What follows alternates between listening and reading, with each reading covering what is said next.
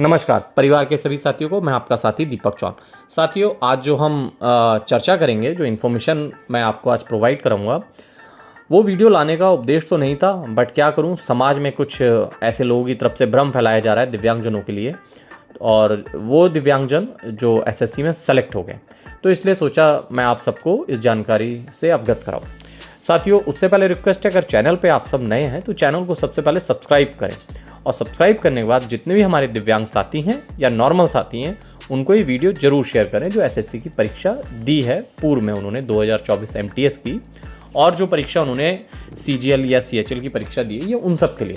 साथियों, कुछ समय से हमारे दिव्यांग साथियों की मेरे पास कॉल आ रही थी कि सर हमेरी ज्वाइनिंग नहीं हो पा रही है एसएससी एमटीएस में, सीजीएल में और सीएचएल में।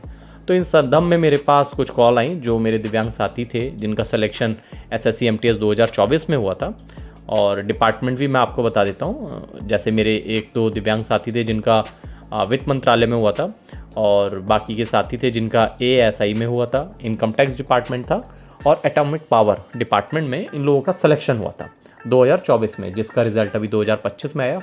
बट साथियों, इनके डिपार्टमेंट में डीवी हुआ, बट डीवी के बाद हमारे दिव्यांग साथियों का डीवी नहीं हुआ। लिस्ट में नाम था, सारी चीज़ें थी, उसके बाद भी डिपार्टमेंट ने इन सब का डीवी नहीं किया।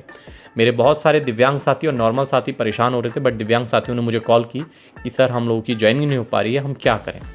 साथियों, जब उन लोगों ने ये परेशानी मुझे साझा की तो मैंने अपने स्तर पे बात की एसएससी में।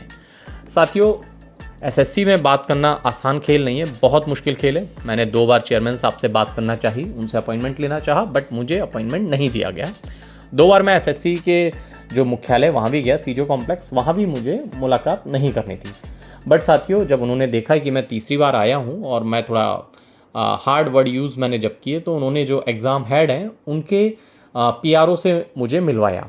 तो मैंने अपने दिव्यांग जन की जो समस्याएं थी, सर इन लोगों की ज्वाइनिंग नहीं हो पा रही, इनकी ज्वाइनिंग पे आप लोग क्या कहना चाह रहे हैं, तो उन्होंने कहा पहले आप डिपार्टमेंट में बात कीजिए। बट साथियों, मैं डिपार्टमेंट में पहले ही बात करके गया था, जितने मेरे दिव्यांग साथियों ने मुझे बताया था, मैंने डिपार्टमेंट में ही बात की। डिपार्टमेंट में क्या था साथियों कि कुछ हमारे जो दिव्यांग साथी थे उनके कुछ डॉक्यूमेंट्स नहीं पहुँच पाए थे, जिसमें एसएससी देरी कर रहा था। जब तक एसएससी वो डिपार्टमेंट को नहीं देता तब तक डिपार्टमेंट ज्वाइनिंग नहीं कराता। तो इस संदर्भ में जब मैंने एसएससी में बात की तो मैंने कहा सर जो हमारे दिव्यांग साथी हैं उन लोगों की ज्वाइनिंग डिले हो रही है, आपने डिपार्टमेंट्स को कुछ डॉक्यूमेंट्स प्रोवाइड नहीं कराए हैं। ठीक है साथियों, मैं बताऊंगा वो डॉक्यूमेंट्स होते क्या हैं जब आपकी ज्वाइनिंग होती है। तो साथियों, इस संदर्भ में उन सबसे बात हुई और उन्होंने मुझे भरोसा दिया कि हम 1 हफ्ते के अंदर, यानी कि 10 दिन के अंदर, वर्किंग डेज में हम इन सब के जो डॉक्यूमेंट्स रह गए हैं हम प्रोवाइड करेंगे। साथियों, बहुत सारे लोग इस कुछ दिव्यांगजनों को भ्रमित भी कर रहे हैं, बट मैं उसका उल्लेख बाद में करूंगा। बट सबसे पहले बताऊं कि एसएससी द्वारा जो डिपार्टमेंट को जो डॉक्यूमेंट्स देने थे उसके बारे में बताऊंगा। साथियों, जब आप पेपर देने जाते हो तो कुछ अंडरटेकिंग साइन होते हैं, कुछ कमीशन कॉपीज़ होती हैं, स्क्राइब डिटेल्स होती हैं, इवन आपकी रफ कॉपी भी होती है।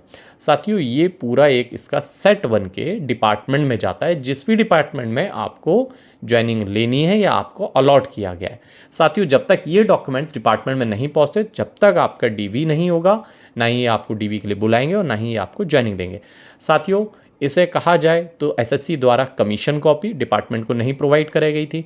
एसएससी द्वारा जो कैंडिडेट्स का डोजियर होता है वो एसएससी ने डिपार्टमेंट को प्रोवाइड नहीं कराया था। इस वजह से मेरे जितने भी दिव्यांग साथी थे उनकी ज्वाइनिंग लेट हो रही थी।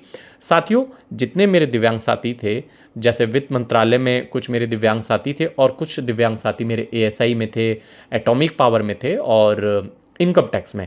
तो साथियों, 2 डिपार्टमेंट की मैं डेट बता रहा हूँ। जब उन सबसे बात हुई, एसएससी ने मुझे भरोसा दिया और डिपार्टमेंट को डोजियर और commission copy with details department को प्रोवाइड कराई गई, जिसमें से वित्त मंत्रालय के जो मेरे दिव्यांग साथी हैं जिनकी ज्वाइनिंग नहीं हो पाई है, 30 जून को उन लोगों को डीवी के लिए इन्वाइट किया गया है कि आप डीवी कराने आइए, और आई थिंक 2 दिन बाद ही उनको ज्वाइनिंग कराने के लिए भी डिपार्टमेंट में बोल दिया जाएगा। जो एज़ पर मेरी डिपार्टमेंट में बात हुई है वही एएसआई में हुआ है और वही आपका एटॉमिक पावर में हुआ है।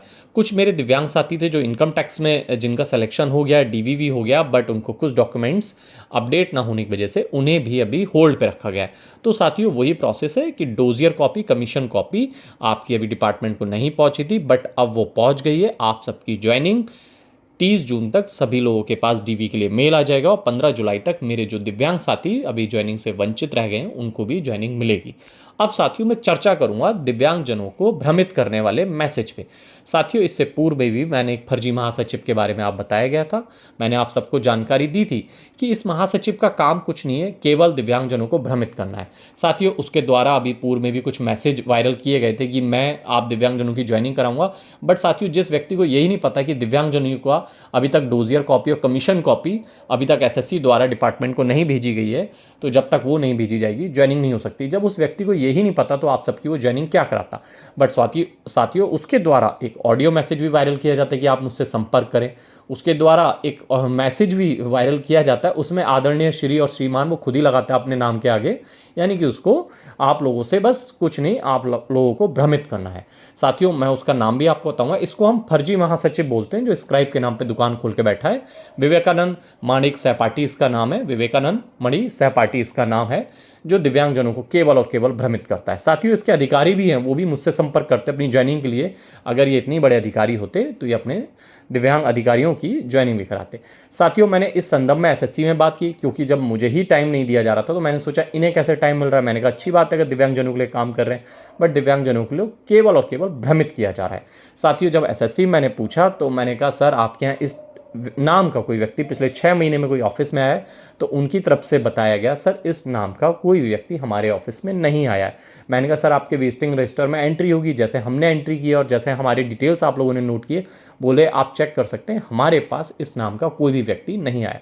तो साथियों ऐसे फर्जी महासचिव से आप लोग बच के रहें, जिसका काम सिर्फ आपको भ्रमित करना है, आपको लूटना है, आपका शोषण करना है। जिस व्यक्ति को यही नहीं पता है कि दिव्यांगजन की ज्वाइनिंग क्यों रुकी हुई है, तो वो आपके बारे में क्या करेगा। साथियों मैंने आपको बताया कि आपकी कमीशन कॉपी डोजियर आपका एसएससी से डिपार्टमेंट नहीं भेजा गया। इवन साथियों ये सारी चीज़ क्लियर होने के बाद मेरे दिव्यांग साथियों के पास जो मेल आई हैं कि आप लोगों को डॉक्यूमेंट्स आपके हमारे पास आ गए हैं, अब आप डीवी के लिए आ जाइए। तो साथियों एक छोटी सी जानकारी आपको देनी थी। जितना हो सके आप ऐसे लोगों से बच के रहें जो आपका शोषण करते हो, जो दिव्यांगजनों से स्क्राइब के नाम पे पैसा लेते हो। साथियों मैं आने वाले कुछ समय में कुछ स्क्राइब्स की डिटेल आप सबको प्रोवाइड कराऊंगा। जो लोग स्क्राइब के नाम पे दुकान खोल के बैठे हैं, जो अकाउंटों में पैसा लेते हैं, जो स्टैम्प पेपर पे लिखवा के लेते हैं, वो सारी डिटेल्स मैं बहुत जल्द अपने यूट्यूब चैनल पे आप सबको दूंगा। और आप जितना हो सके ऐसे लोगों से बच के रहें। यही छोटी सी इन्फॉर्मेशन आप सबको प्रोवाइड करानी थी। जितना हो सके उतना इस वीडियो को दिव्यांगजन तक पहुँचाएँ। मैं आपका साथी दीपक चौहान। जय हिंद, जय भारत।